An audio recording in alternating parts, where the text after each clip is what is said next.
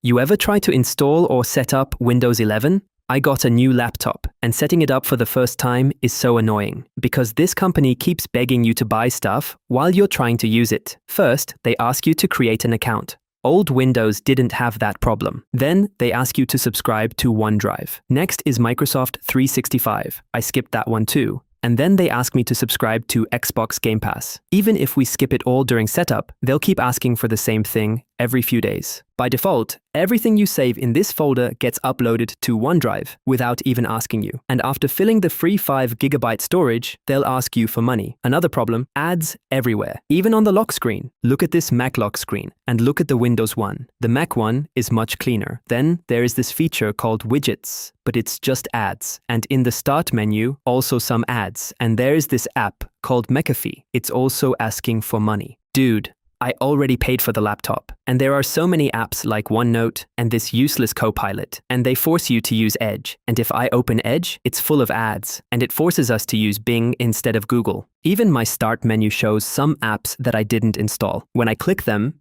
it's just an ad, and it takes me to the Microsoft Store. Windows 10 or older versions don't have any of these problems. Now I understand why everyone is moving to Mac.